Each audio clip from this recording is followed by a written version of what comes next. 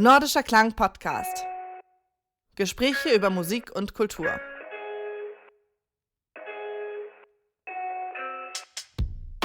Die Jazzsängerin und Songwriterin Pauline steckt viel Herz und eine melodiöse Stimme in ihre Musik. Ihr Pendeln zwischen den nordischen Ländern ist ein großer Vorteil für ihr künstlerisches Schaffen und ihr sprachliches Gehör hat sie zu einer jazzmusikalischen Weltbürgerin gemacht.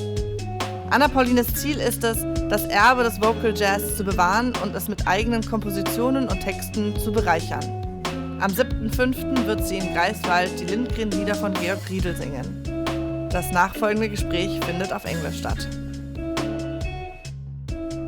Hello and welcome to our podcast. We are glad to have Pauline with us today to have a little chat about music and about her music in particular.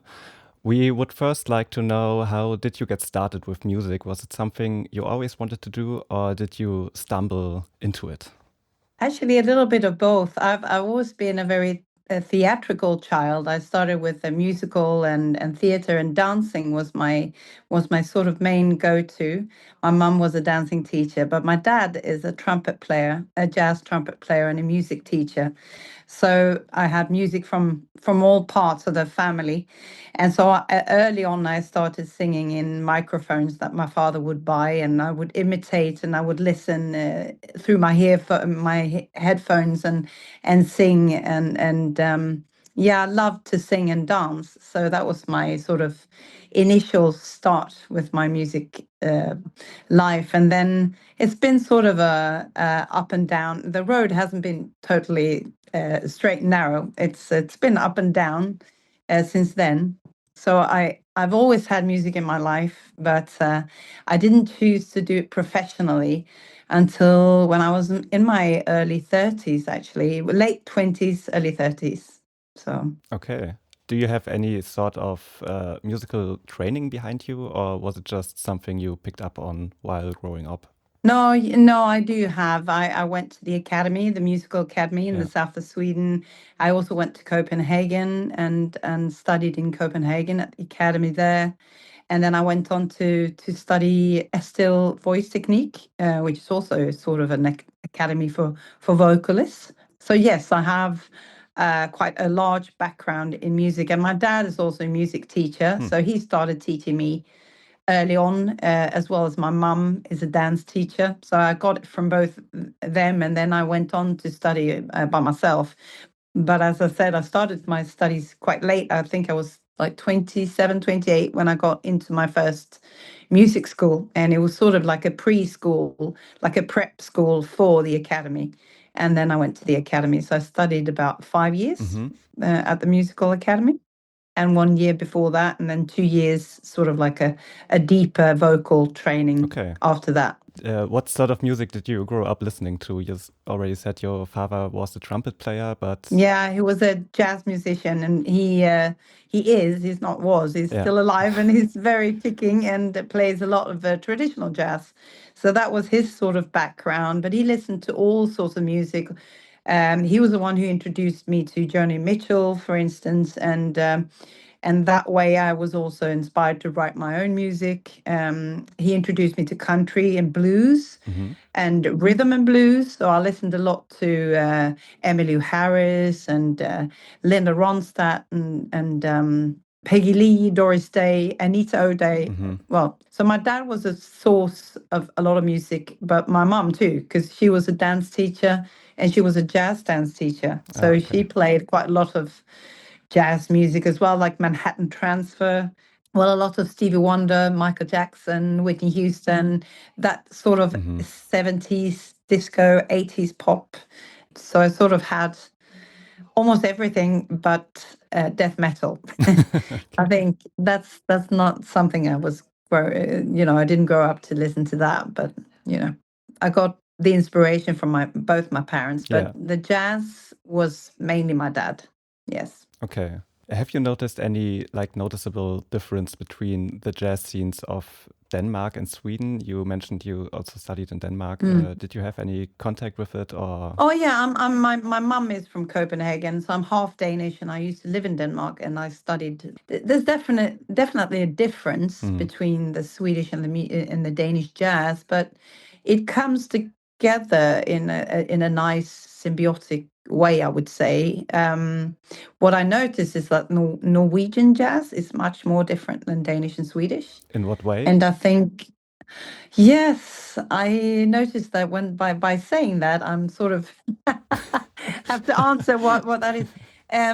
Well, we have a saying that it's sort of like the mountain tops. It's sort of a bit more airy and fluid. I mean, I don't know how to explain it, but they have different, I think, influences. Whereas maybe there's sort of more towards the modern jazz in Norway, as opposed to in Denmark and Sweden. There's quite a lot of traditional jazz, a lot of mainstream jazz, and swing and bebop, and I think that's the difference. That Norway, I mean, you have those scenes in Norway as well, but a lot of people that I know who live and play jazz music in Norway, they play sort of more modern, almost towards a classical music, like a fusion between classical compositions with jazz. Okay. So that's my impression, at least. Yeah. That the difference is, yeah. So let's speak a bit about your music and the music that you're doing. A couple of years ago, you released an album with the Sisters of Jazz, Yeah. which seemed really interesting. You chose to interpret songs composed or co-composed by women with an Yes. all-female instrumentalist cast. How did that came about, and what was important to you? Well, I had an idea many years ago. I think it's almost 10 years ago now, actually. And I was in London, and I was at the Tate Gallery of Art, and I saw an exhibition of female artists, female painters. They were painting at the same time as Monet, Gauguin, Picasso, but they never got credit. They even studied for the same masters, and their names were forgotten. Yeah. So I thought it must be the same within music. I know that it's the same with literature. A lot of authors had to write through pseudonyms, and so I started digging. And I started discovering, the more I started digging, the more I discovered that there's a lot of female musicians, band leaders, leaders of orchestras, and so forth.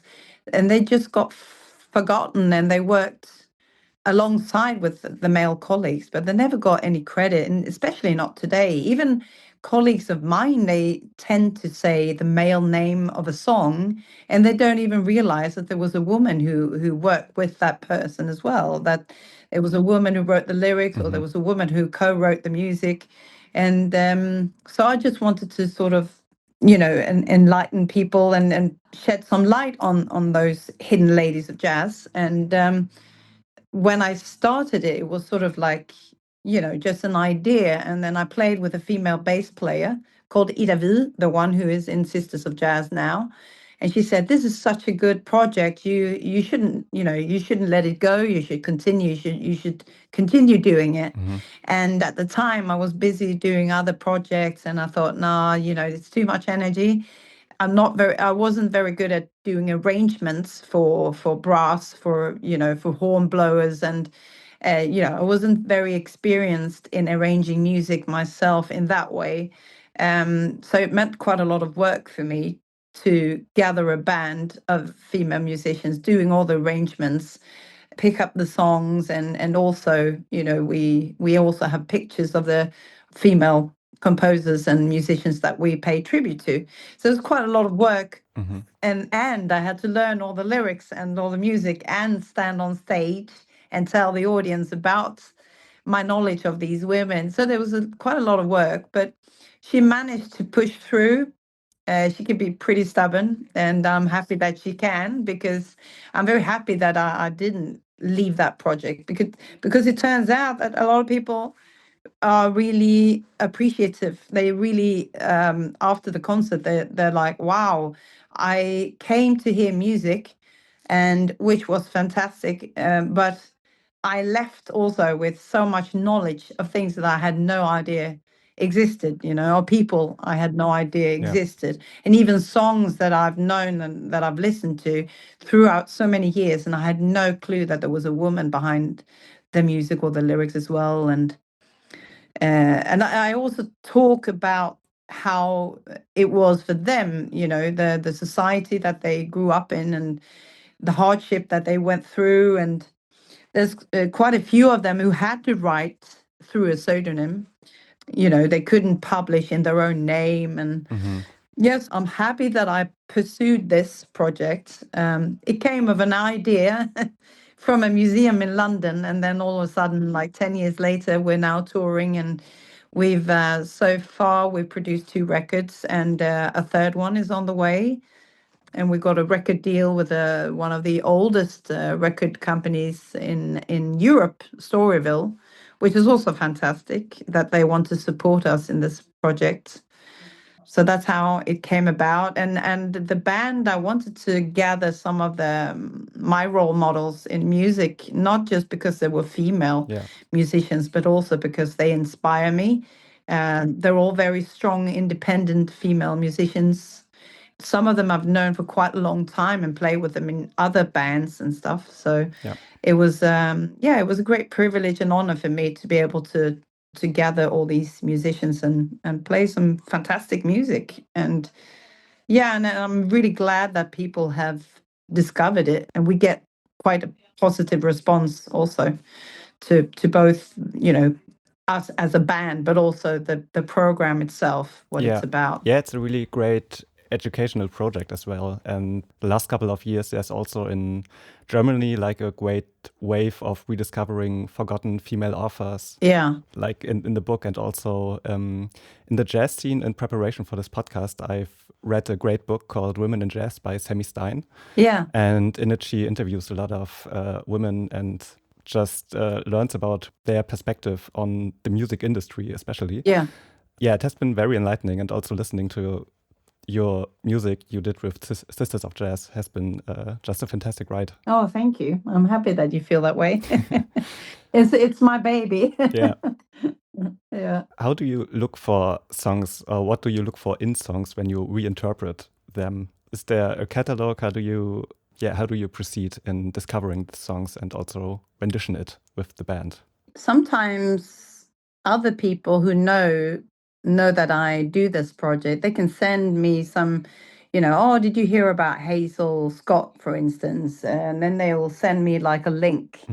And then I'm curious and, oh, no, I didn't. And then I start digging about that person. Or, I just started reading a lot of books, historical books with jazz music. And I realized that a lot of the male colleagues that during that time, like Ellington was a musician and a band leader who actually tried really to put forward female musicians to support them. And Prince is actually another one who's discovered quite a lot of female musicians and try to push them forward through our modern time. So I think it all started with me looking up books and then digging some more, like, oh, what kind of music did they write? And then I found some songs that I really loved, and some of the songs I already knew from before and loved. So, and then when I discovered that it was actually also a woman who'd written the lyrics or the music, I thought, wow, that's fantastic. Then we can do that song because I love that song. So, some songs I've thought that it was a woman who wrote it, and then I discovered no, that was actually a man who wrote it. And then then I'll discard that song. And sometimes I look through poets like Fran Landesman. She's written "Spring Can Really Hang You Up the Most" and other poems that people then later on have put music to. So I also look at female poets, to see are there any lyrics that people have, And then I discovered a composer called Johnny Mandel. I discovered that he's worked quite a lot with Peggy Lee. And I love Peggy Lee, so I thought, wow, okay. And then I discovered that she has written more than 600 songs. Oh, wow. So Okay. yeah, and the more I read about them, the more I find out, right? So Yeah. and then, like I said, a lot of my friends, my colleagues, they know that I have this project, so they always send me. My dad is also very very excited about it. So he just recently sent me an email about this, a link to a book about women in jazz and everything. So there's quite a lot of info. And like you said, more and more people are discovering, and it's a time for it now, I guess. It's that era where more female musicians, they pop up, and there's an interest, and I feel that the support is also growing for female artists and musicians, and so the interest is also growing, and I can tell because a lot of my friends who don't normally go and listen to jazz, they go and listen to Sisters of Jazz because I think they think that the concept of us being 6 female musicians, that alone is very interesting. Yeah. It's a bit sad though that it should be unusual to see and hear. We do get some comments sometimes that, "Wow, you sound really good!" Like they're surprised that as if female musicians can't perform as well as male ones. So yeah. So I think the choice of songs is sometimes they discover me before I discover them. I just happen upon them and realize, wow, a female writer wrote this. Wow, that's a fantastic song. Let's do that one. And it's not always that it has to be a woman who wrote both music and lyrics. Sometimes it's a man who wrote the music, and then it's a woman who wrote the lyrics, or vice versa. But I also like to focus on the instrumentalists, like Mary Lou Williams or Ruth Lowe, or especially Irene Higginbotham, who wrote quite a lot of music, but she never got credit for.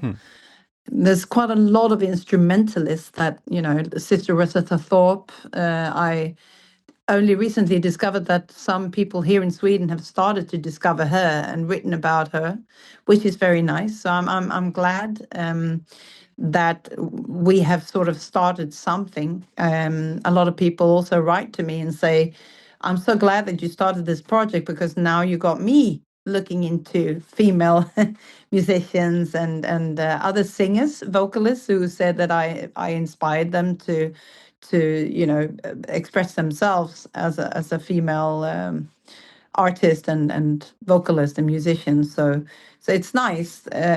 If I have inspired somebody, then I must have done something right." Yeah, I mean, that's the best feedback you can get, Yeah. I guess. Yeah, definitely. Yeah. So Sammy Stein, in her books, she also wrote a lot about that there were a lot of well-recognized female jazz singers, especially, but really not so many instrumentalists, which has a bit changed, but there's still like a big gap, which is really nice of you to just include an all-female band. I think it's quite important, actually. Yes. In this album, I also noticed you scatting quite a bit. Yeah. And you are mirroring the melody of an instrument or soloing over it, which feels like a bit where intention and improvisation stand against each other, or rather side by side next to each other. And also the choice of your sounds you make. How do you go about scatting? Is it a lot of improvisation? Is it like planned out? How do you go about it? It depends. Sometimes, well, on that record, it's all improvised. We had a tour before we went into the studio and recorded the record, so I felt very comfortable with the material. I always practice quite a lot over harmonies, and I listen a lot to instrumentalists.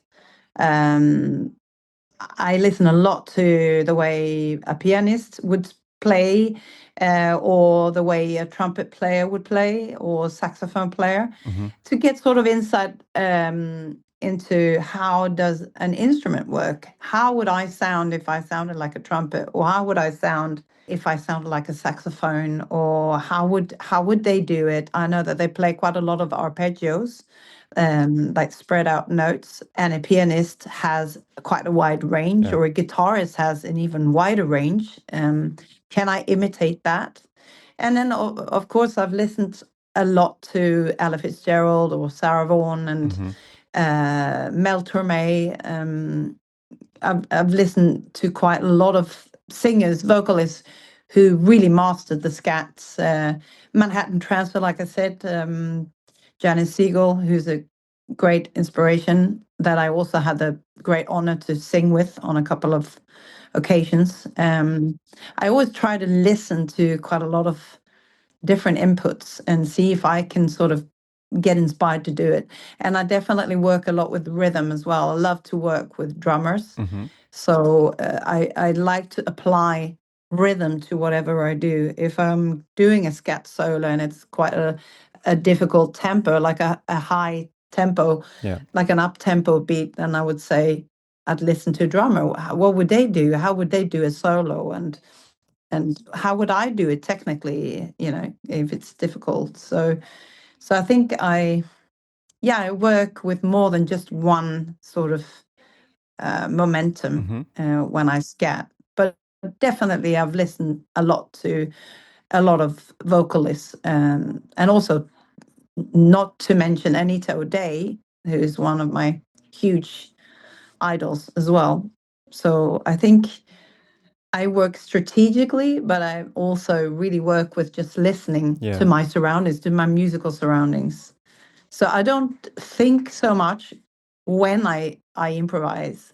I think I do the thinking before. And, when I practice and when I listen and get inspired. And then when I'm on stage and I improvise, I'm in the moment, I'm in the now, and then it just flows. I don't think so much about how do I sound. I take that in my practice room. And then sometimes if I listen to my concert and I'm like, oh, I don't like that, then I bring it to the practice room and then I try again and see, oh, can I sound like this or can I change that? So I definitely record when I'm singing or listen to videos and listen to takes that people have, shot during a concert, and try to be sort of my own sort of critical teacher and see, can I do it better the next time? But I mean, that's what practice is for, right? You practice all these things in order to, live them out live without thinking about it. Yes. So you just have it sort of like a subtle consciousness while you're singing, and I think the most important thing when you do scat singing is just to be playful and to dare to try and just really just listen in on the musicians that you perform with. I think that's so important, and just throw yourself out there, but with an intention, right? Yeah, definitely. This is also like a thing the singer Idira May talked about in the book of Sammy Stein, Women in Jazz.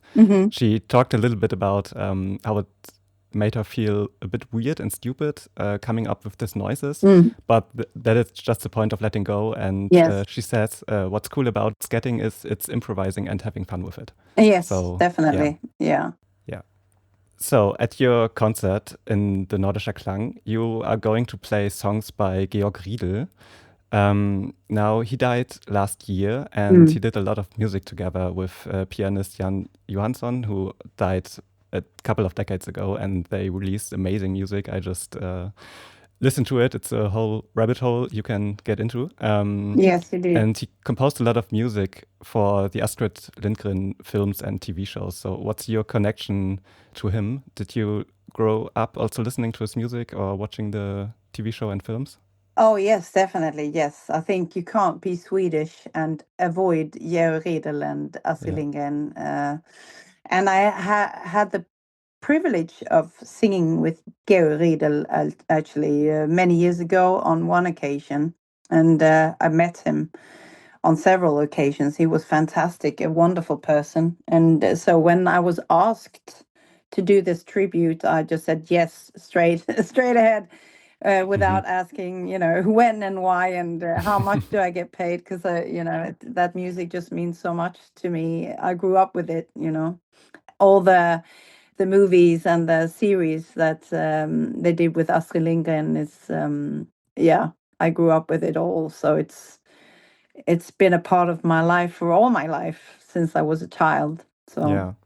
So interestingly enough, in Germany, the music is different from the Swedish original. Yeah. There are two other composers credited, Konrad Elfers and Christian Brun, who additionally composed music for it. And it's a bit different from the original Riedel composition. Yeah. How would you describe his music, since maybe many listeners don't even know how it really sounds in the TV show? Like we were saying before, with the jazz, with the scat singing, it's like an inner child is still allowed to be present. It's the music is very playful and it's very bright, depending on which film, of course, but mostly it's very bright, and he makes the difficult seem easy. Like you would think that Pippi Longstocking, that the music is easy, but it's not. And that's what's so typical for him. Mind you, Jon Johansson was actually the one who wrote Pippi Longstocking first, and Georg Riedel was the one who finished it. But I would say that Georg Riedel's music is also sort of a mirror to Swedish song tradition. You could hear the Swedish song tradition and the Swedish folk music a little bit in the songs as well. A lot of the music is for children, but even though it's children's music, it still applies for older people. I mean, I have traveled around the world performing Astrid Lindgren, songs with different musicians. In Congo, I went to Congo Kinshasa last year and the year before that to perform at the jazz festival, where we played Pippi Longstocking and Ida's summer song, and they loved it. Like, people really loved it. And I've been to Germany before. I've been to Berlin and I played it, and Spain recently, Barcelona, and sang one of the songs. It's all about how you interpret it and how you do it. I mean, I have my own arrangements of the songs. So one song, when we were in Congo Kinshasa, we did it in the Congolese rumba and the seben, which is very typical for their culture. So and when I was on Zanzibar, I did it with Tarab musicians, and Tarab is a mixture of influences from the Tanganyika area with Arabic music. So it's very interesting, and that's what I meant with, his music is simple, but it's at the same time it can be whatever you want. It's sort of reshapeable, but the essence is still there. It doesn't matter if you change the rhythm or even the harmony. We've changed a little bit, but the sort of essence of Georg Riedel's fantastic music and the melody is still there. So you can still feel him and Astrid in the songs, which is what I love about the music, that you can be playful with the music because the music is playful in itself. That's really interesting. Yeah. I mean, when I played last year in Ystad at the jazz festival, you would see in the audience there were older people. Some people could hardly stand or walk. They were sitting in a wheelchair. Then there were children of 3, 4, 5, and they're all dancing and singing to the lyrics, And it's just fantastic. It's not often you get to see like 5 generations standing in the same audience, singing to the same music. Yeah, that's nice. I mean, yeah. You would go to a rock concert and maybe you get different generations, but mostly you would get the generations who grew up with that music, right? But in this case, it sort of connects everyone. It applies to everyone. Everyone can like the music, whether they're a jazz person or not. Yeah.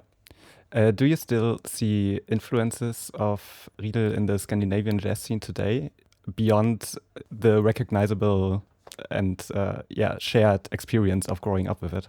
I would definitely say so, yes. I even see it in generations younger than me, who are sort of rising stars of the Swedish jazz scene. You could see that they sort of, especially the Swedish lyric, the way we write lyrics in the Swedish song tradition, you can definitely see that it's still there in certain groups.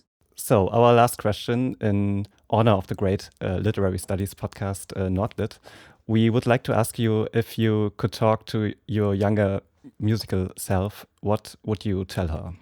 I would tell my younger self to not doubt myself so much and not be so afraid into jumping into something that is my passion and my life. It's become my lifestyle, and I don't regret a single thing today. I guess everything is a process, but if I could, I would have started with music much earlier. I regret that because I see some colleagues who started already when they were like 14, 15, and then onwards, and they're still working with it today.